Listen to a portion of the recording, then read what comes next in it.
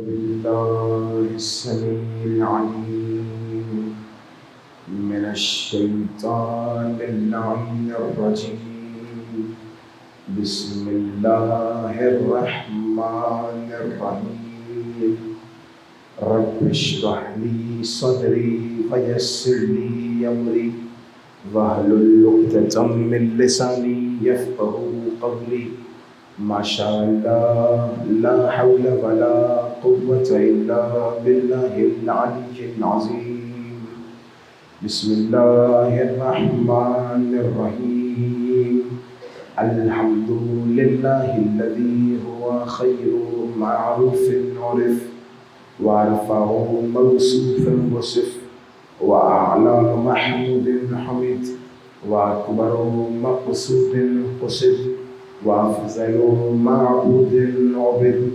ثم الصلاة والسلام والتحية والإكرام على أشرف الأنبياء والمرسلين خاتم النبيين شفيع المذنبين رحمة للعالمين الملقب بطه وياسين مولانا ومولى الثقلين ومولى الكونين جد الحسنين علي أبا القاسم محمد.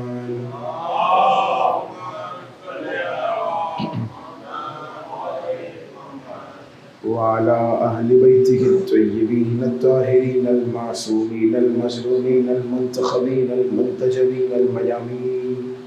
ولعنة الدائمة الباقية العاذبة على أعدائهم ومنكر ولايتهم وفضائلهم وجلالتهم وعظمتهم ومقامهم وغاصب حقوقهم أجمعين من الأزل إلى قيام يوم الدين. أما بعد، فقد قال الله تبارك وتعالى في محكم كتابه المجيد وفرقانه الحميد وقوله الحق.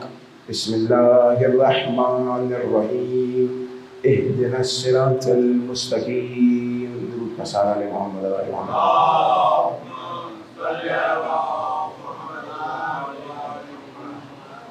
ایک اور مل جل کے صلوات پڑھیں محمد علیہ محمد.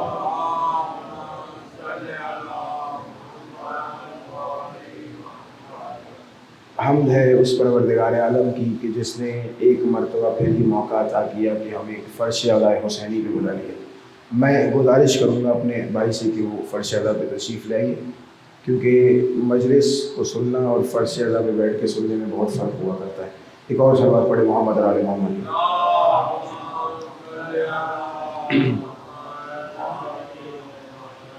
اس مجلس کا اسلوب یہ ہے کہ آپ کے سامنے روزانہ کے طور پہ ایک فقہی مسئلہ بیان کیا جاتا ہے. تو جو ہمارا عنوان فقہ کے حوالے سے چل رہا ہے وہ مبطلات نماز ہے. آج آپ کے سامنے مبطلات نماز میں سے مبطل یہ پیش کرنا ہے کہ اگر انسان دوران نماز جان بوجھ کر بلند آواز سے ہنسے گا تو اس کی نماز باطل ہو جائے گی، چاہے اس کا یہ ہنسنا جان بوجھ کے ہو، بے اختیاری ہی کیوں نہ ہو. ایک ہوتا ہے جان بوجھ کر ہنسنا، ایک ہوتا ہے کہ بے اختیاری ہنسنا.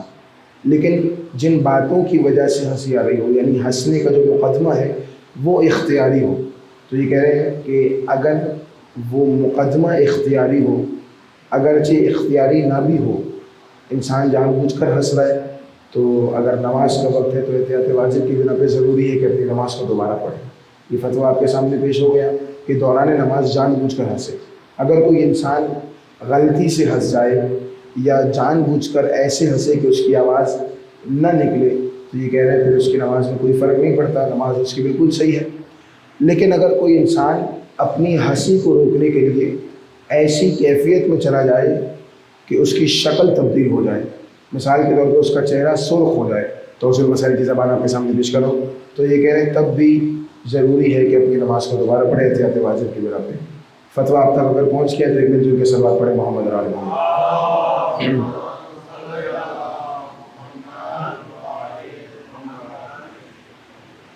آپ کے سامنے اب تک یہ گفتگو جاری ہے کہ قرآن اور وارثان قرآن میں کیا فرق ہے. اب تک میں نے آپ کے سامنے قرآن کی زبانی وارثان قرآن کو سمجھایا تھا.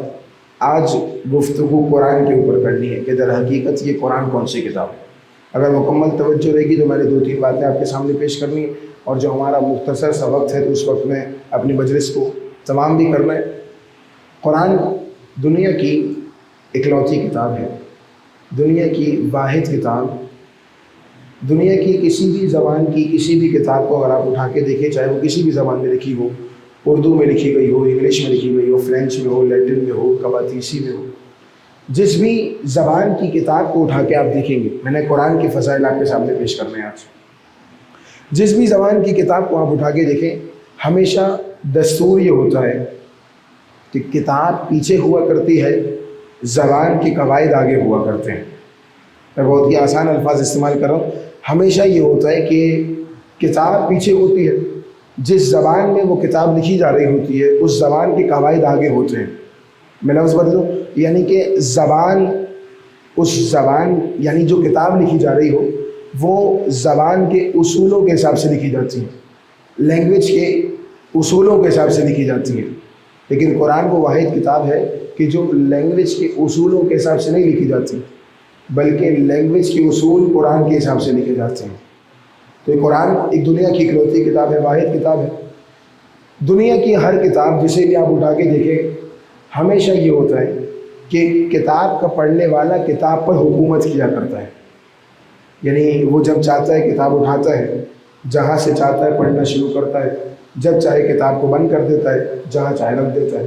لیکن قرآن دنیا کی اکلوتی کتاب کہ جو اپنے پڑھنے والے پر حکومت کیا کرتی ہے۔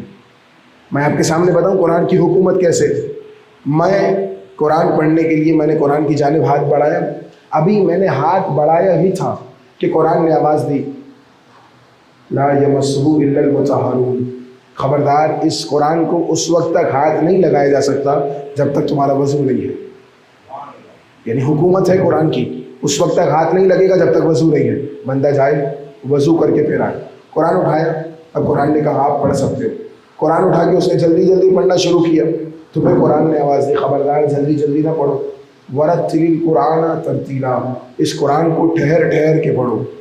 اب جو قرآن کے اصولوں سے آشنا ہے، آپ جانتے ہیں مدرسے کے بچے میرے سامنے بیٹھے ہیں، وہ جانتے ہیں کہ قرآن پڑھنے کے اصول میں سے ایک اصول یہ ہے کہ اگر مقام وقف آ جائے جہاں پہ رکنا ہوتا ہے، ٹھہرنا ہوتا ہے، تو پھر پروردگار نے کہا یہاں پہ مقام وقف ہے یا ایک سانس کے برابر ٹھہرو۔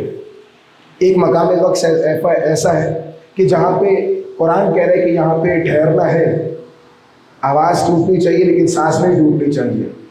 حکومت دیکھ رہے قرآن کی، یعنی فقط قرآن اپنے پڑھنے والے پر حکومت نہیں کرتا، پڑھنے والے کی سانسوں پر بھی قرآن حکومت کیا کرتا ہے۔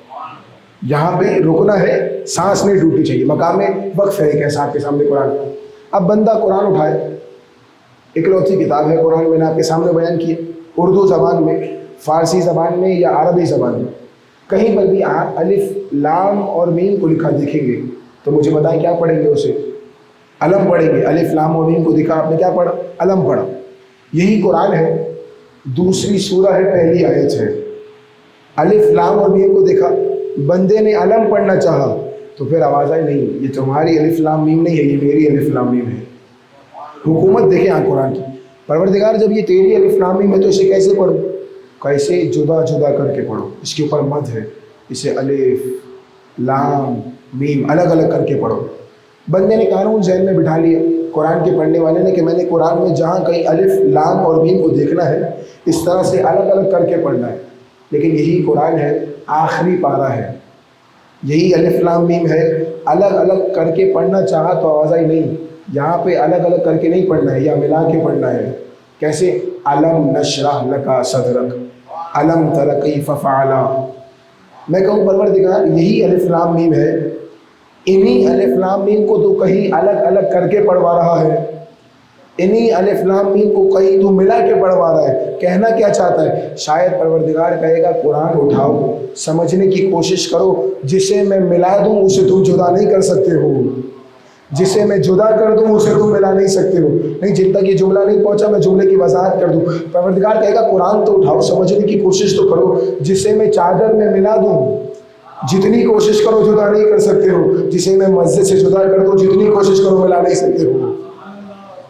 درود کا سہارا لے محمد اور آل محمد کے ساتھ۔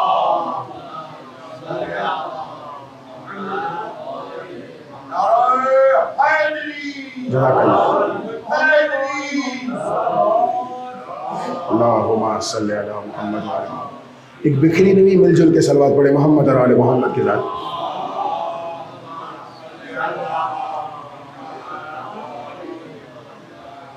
حکومت دیکھی آپ نے قرآن کی، ہم نے قرآن کو سمجھنا چاہا کہ قرآن در حقیقت کون سی کتاب ہے۔ علامہ طارق جوہری مرحوم اعلیٰ مقاموں کے جملے آپ کے سامنے پیش کرو اور انہی کی روح کو ایصال کرتے ہوئے جملے آپ کے سامنے کریں۔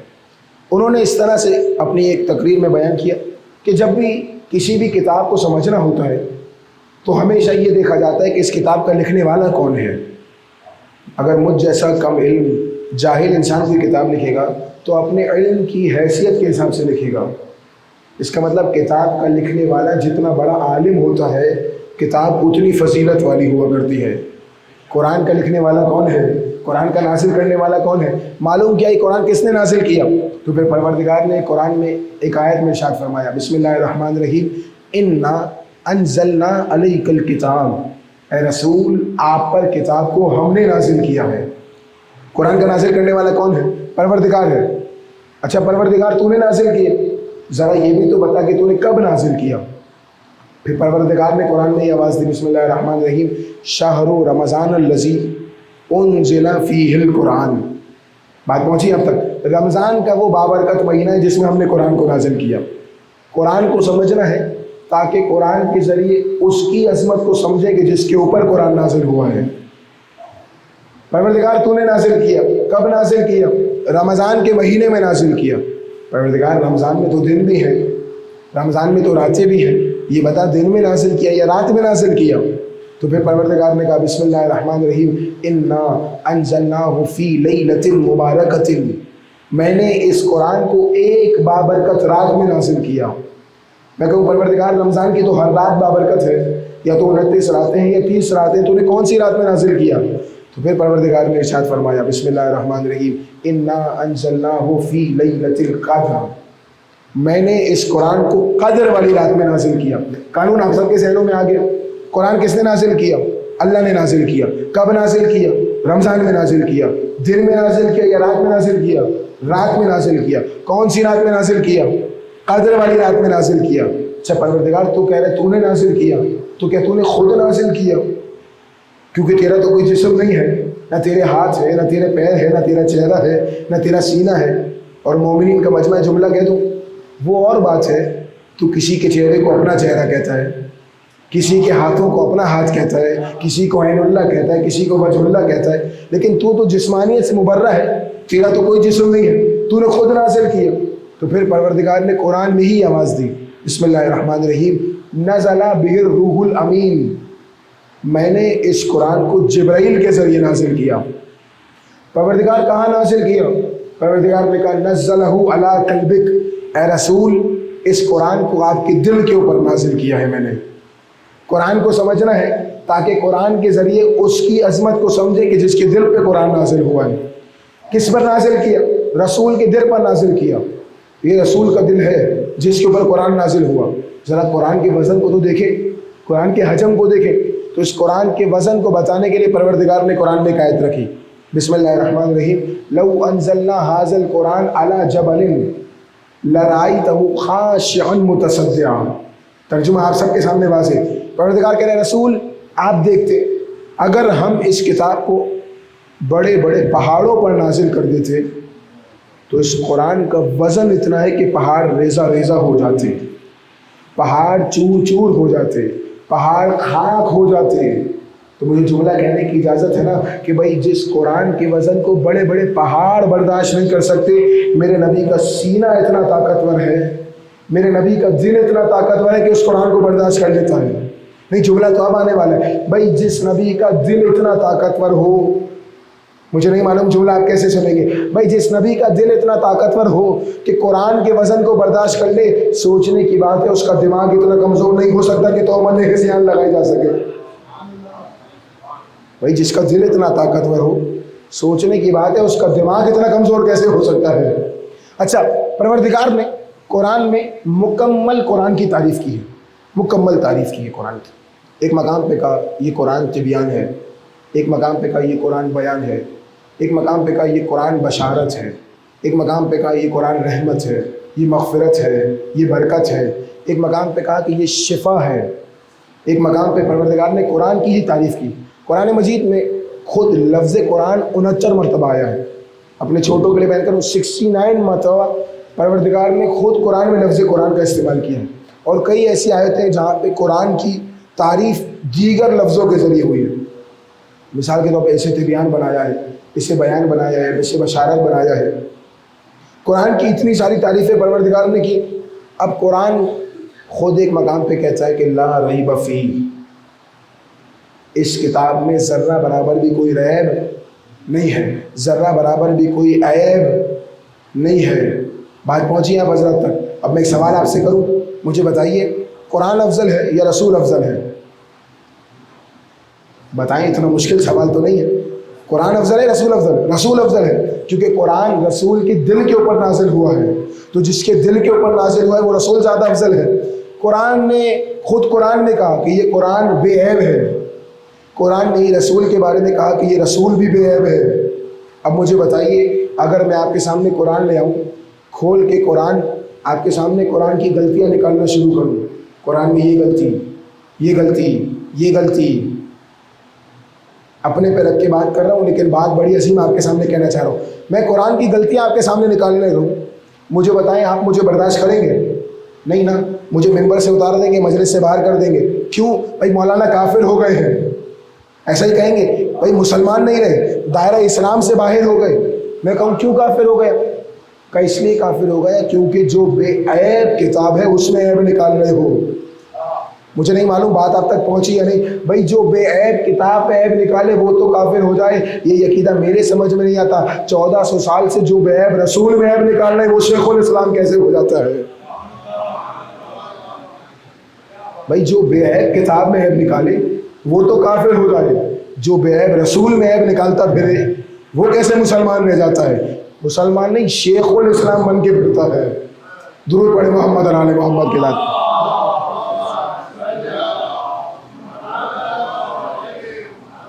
قرآن نے مکمل تعریف کی ہے۔ قرآن اتنی تعریفیں کرنے کے بعد قرآن ایک مقام پہ خود کہتا ہے،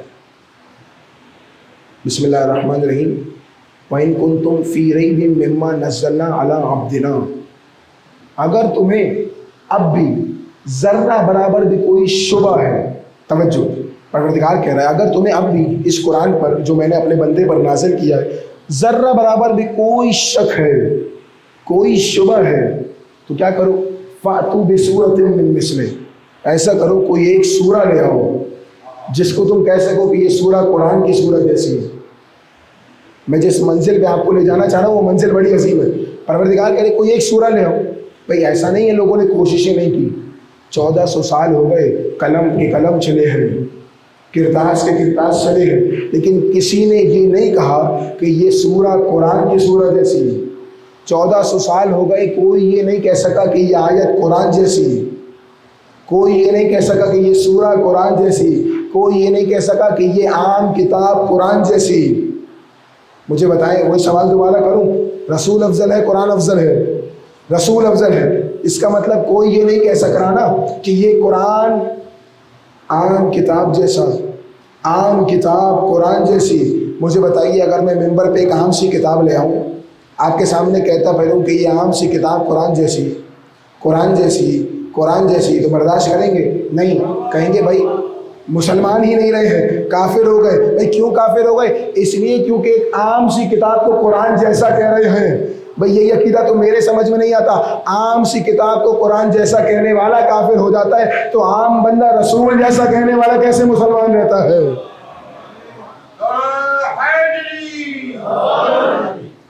پروردگار نے قرآن کی مکمل تعریف کی ہے۔ رسول کی فضیلت آپ تک پہنچی؟ انشاءاللہ کل موقع ملا تو آپ کے سامنے کچھ اور فضائل رسول کے پیش کر دیں۔ ایک سوال، بھئی یہ شیعوں کی مجلسوں میں چلے جاؤ، نعرہ حیدری ملے گا، نعرہ رسالت نہیں ملے گا آپ کو۔ اس مجلس کی بات نہیں کر رہا ہوں، یہاں پہ تو لگ جاتے ہیں نعرے، کبھی کبھار نعرہ رسالت بھی لگ جاتا ہے۔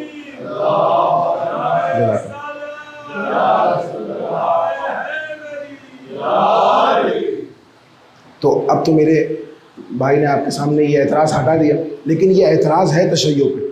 ان کی مجلسوں میں علی علی ہوتا ہے، نبی کا تو ذکر ہی نہیں ہوتا، یہ نبی کو مانتے ہی نہیں ہے۔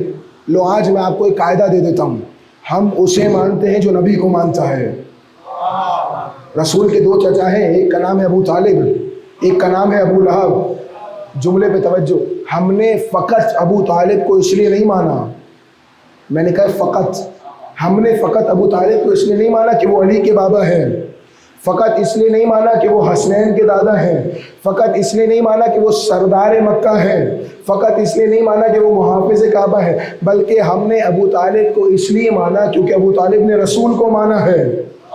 ابو لہب کو اس لیے نہیں مانا کیونکہ ابو لہب نے رسول کو نہیں مانا۔ تو ایک قاعدہ تو سمجھ میں آ گیا نا، ہمارے نزدیک کوئی جیسا بھی ہو رسول کو مانے گا تو ہم اسے مانیں گے، اور کوئی کتنا بھی بلند ہو رسول کی رسالت میں ذرہ برابر بھی شک کرے گا تو اسے نہیں مانیں گے، ذرہ برابر بھی شک۔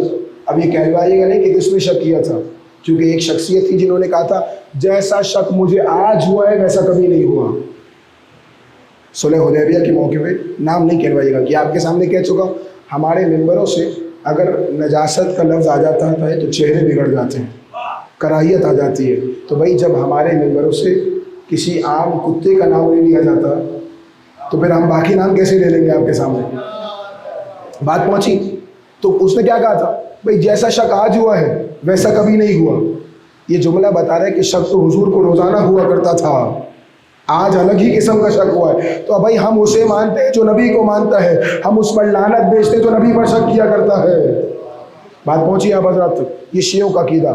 اور یہ شیعہ، بس آخری دو جملے، یہ شیعہ نعرہ حیدری لگاتے، نبی کو تو مانتے ہی نہیں ہے، اللہ کو تو مانتے ہی نہیں ہے، فقط علی علی کہتے جاتے ہیں۔ یہ بھی میں نے شاید پچھلے سال آپ کے سامنے عرض کیا تھا خمسہ مجالس میں، کہ حضور اگر کوئی آپ کو بھرے مجمع میں یہ کہتا ملے کہ میں نے میٹرک کیا ہوا ہے، تو سارے باشعور حضرات ہیں، کیا آپ اس سے یہ پوچھیں گے کہ تم نے 8 پڑھی ہے یا نہیں؟ اس سے اگر یہ کہہ رہا ہے کہ میں نے میٹرک کیا ہوا ہے تو اس سے آپ یہ تو نہیں پوچھیں گے کہ میاں 8ویں پہ پڑھی ہے یا نہیں؟ بھائی پاکستان میں تو یہ ہو سکتا ہے، باقی تو نہیں ہو سکتا۔ آپ اس سے کیا بولیں گے کہ میاں میٹرک ہی کیا ہے یا انٹر بھی کیا ہے؟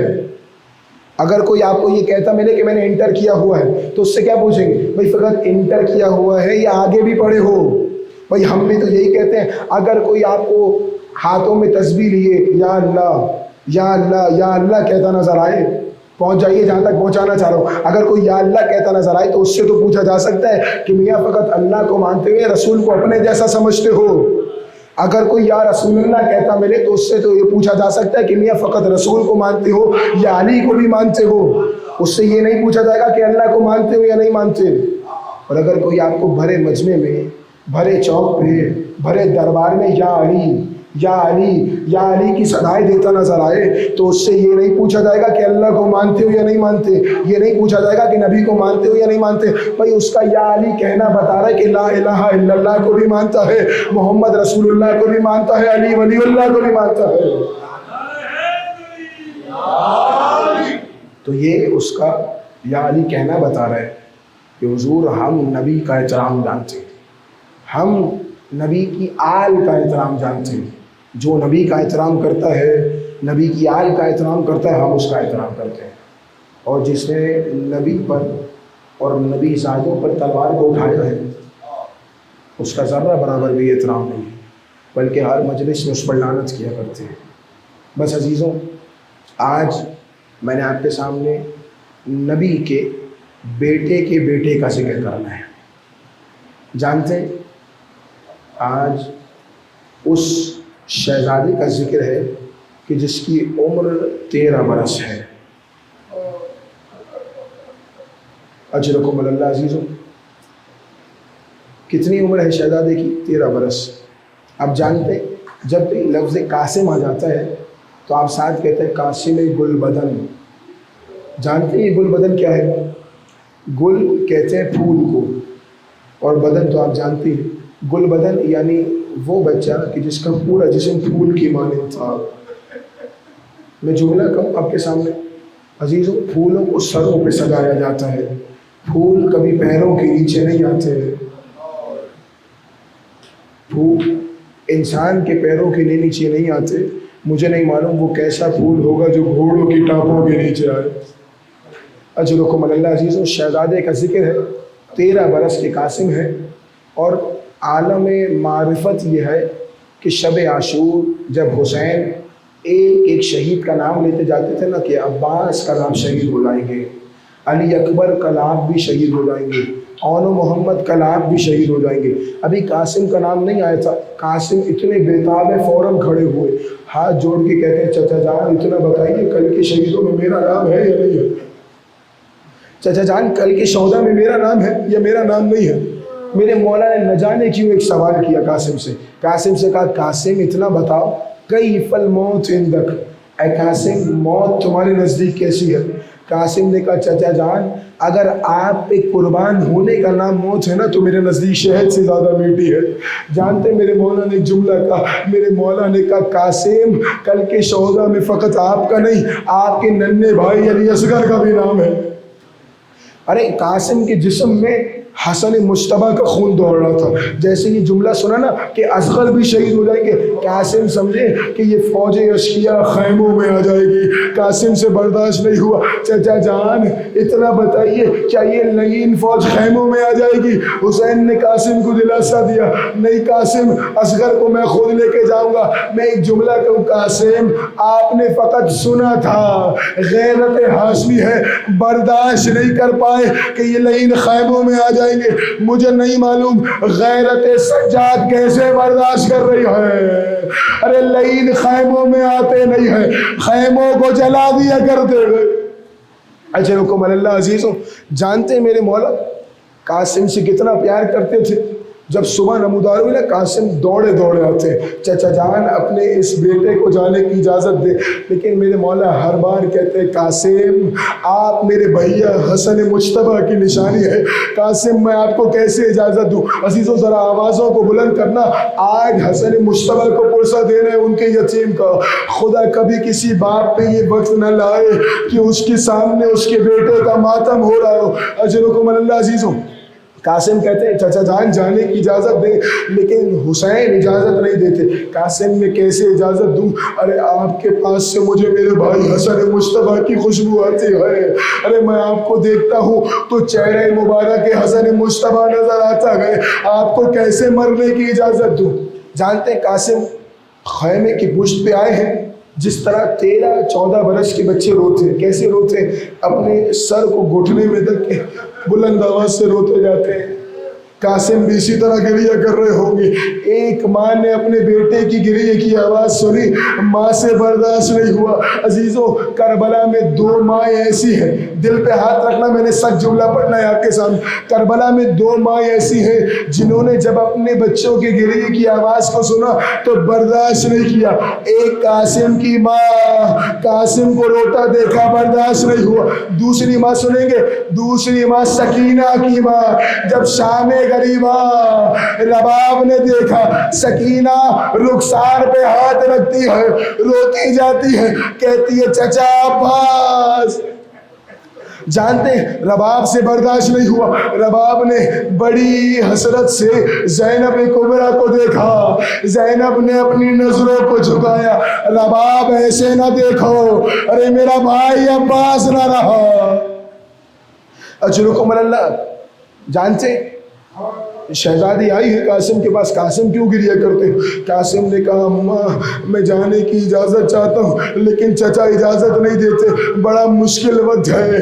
جانتے ہیں نا قاسم کے بازو پہ میرے مولا نے تعویذ باندھا تھا، اب جو تعویذ کھولا تعویذ پہ لکھا تھا یا بنیا قاسم اذا وجدت امک الحسین غریبا وحیدا عطشانا مظلوما، اے قاسم اگر کربلا کے میدان میں اپنے چچا کو غریب دیکھنا، اکیلا دیکھنا، مظلوم دیکھنا، پیاسا دیکھنا تو اپنی جان قربان کر دینا۔ قاسم کے جسم میں جیسے ایک نئی امنگ پیدا ہو گئی۔ ارے جب کسی بچے کی آرزو پوری ہو جاتی ہے کیسے بچے کی کیفیت ہو جاتی ہے۔ قاسم نے آنسوں کو پوچھا ہوگا، اپنے چچا کے پاس آئے، چچا ابا اے چچا حسین یہ دیکھیے اب جو خط لایا ہو، اس خط کے بعد آپ روک نہیں سکیں گے۔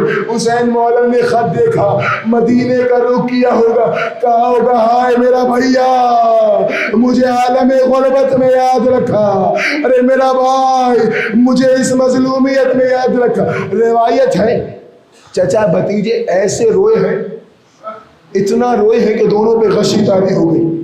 خدا کبھی آپ کے گھر پہ یہ وقت نہ لائے کہ گھر میں کوئی بے ہوش ہو جائے اور آپ کے پاس پانی نہ ہو۔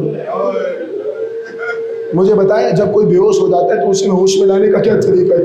اس کے چہرے پہ پانی کا چھڑکاؤ کیا جاتا ہے۔ کبھی یہ وقت نہ آئے کہ گھر میں کوئی بے ہوش ہوا ہو، پانی موجود نہ ہو، مجھے نہیں معلوم ہوش میں کیسے آئے۔ شاید زینب کبریٰ نے آنسوؤں کو بہایا، ارے بھیا قاسم کو رخصت کرنا ہے۔ بس عزیزو قاسم کو زرہ پہنائی گئی۔ جانتے 13 برس کے قاسم گل بدن قاسم ہے۔ کبھی 13 برس کے بچے جنگ کو جایا نہیں کرتے ہیں، کبھی کوئی زرہ ایسی بنائی ہی نہیں گئی جو 13 برس کے بچے کے جسم پہ آ جائے۔ ایک زرہ پہناتے ہیں، زرہ بڑی ہے، زرہ اتاری گئی، دوسری زرہ پہنائی، زرہ بہت بڑی ہے، پھر اتاری گئی۔ میں ایک جملہ کہوں، جانتے ہیں یہ زرہ کیا ہے؟ زرہ ایک لوہے کی ڈھال ہے جو سینے پہ آ جاتی ہے۔ اس کا کام کیا ہے؟ اگر کوئی تیر آتا ہے نا تو یہ زرہ روک لیتی ہے۔ ایک جملہ اور کہوں، اگر تلواروں کے وار ہوتے ہیں تو یہ زرہ روک لیتی ہے، اور اگر کوئی زرہ پہننے والا زمین پہ گر جائے اور اگر گھوڑے کی ٹانپوں کے نیچے آ جائے تو یہ زرہ بچا لیتی ہے۔ اب ذرا سوچئے جس کے جسم پہ زرہ نہ ہو، اب جو تیر چلے گا جسم پہ آئے گا، اب جو تلواریں چلیں گی جسم پہ آئے گا، اور اگر وہ گرے گا گھوڑے کی ٹانپیں سینے پہ لگیں گی۔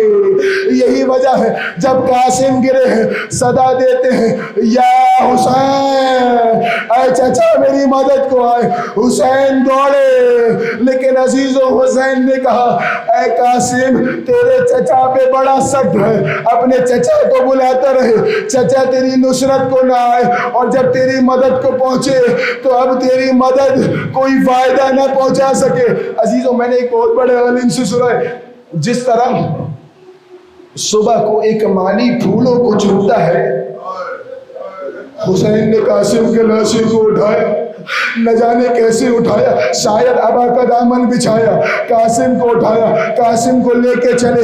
ایک ماں دروازے خیمہ پہ ہے، کہہ رہی ہے اے بی بی جب میرا شہزادہ گیا تھا پیروں پہ چل کے گیا تھا، اب جو آ رہا ہے حسین کے ہاتھوں پہ آ رہا ہے۔ ہائے میرا بیٹا، اگر میرا بیٹا رہتا میں اپنے بیٹے کو دولہا بناتی، میں اپنے بیٹے کا صحرا سجاتی، میں مہندی کو نکالتی۔ جب مہندی برآمد ہونا تو یہ سوچ کے مہندی کو لیجئے گا یہ کسی ماں کی حسرت ہے، کربلا میں یہ حسرت پوری نہ ہو سکی۔ ہائے قاسم کا ماتم،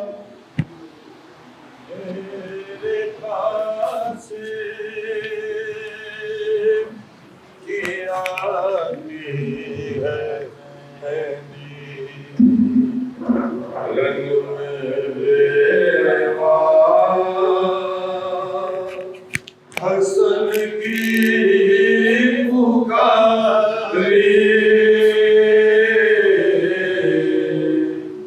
میرے قاسم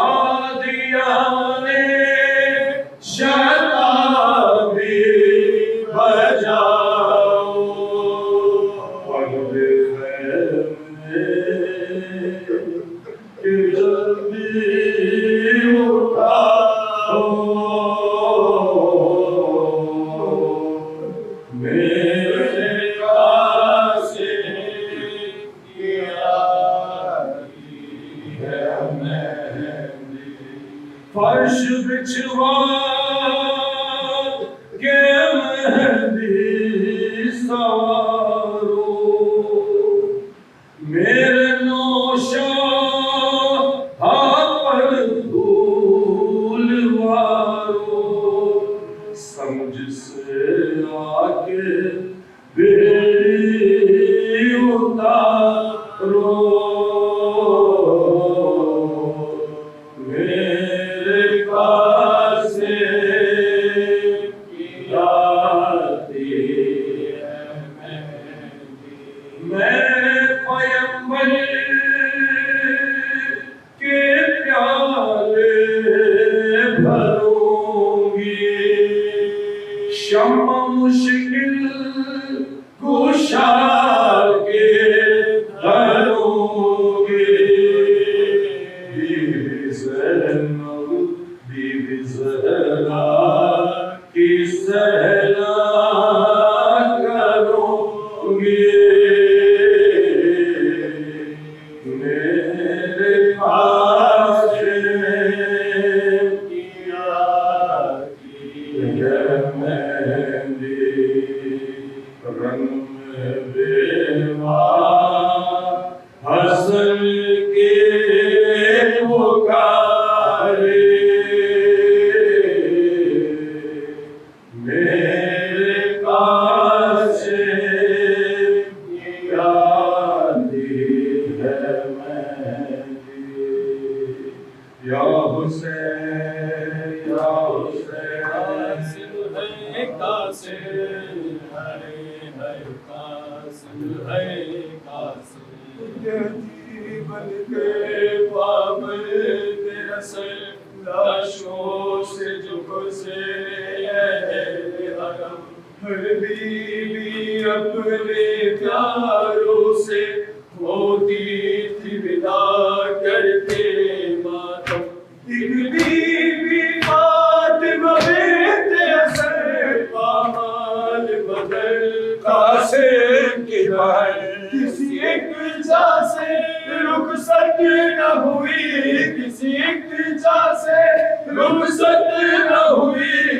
ٹکڑوں میں جو تھا بھائی کا بدن اس ٹکڑے پر ہے قاسم کبھی اس ٹکڑے پر ہے قاسم ہے قاسم ہے قاسم ہے قاسم ہے قاسم ہے قاسم ہے قاسم ہے قاسم ہے قاسم کبھی سہرا دیکھ کے روتی تھی کبھی گش کھا کے گر جاتی تھی کبھی سہرا دیکھ کے روتی تھی کبھی گش کھا کے گر جاتی تھی پامال ہوا تھا بھائی جہاں پامال ہوا تھا بھائی جہاں اس پورے رات ہے قاسم ہے قاسم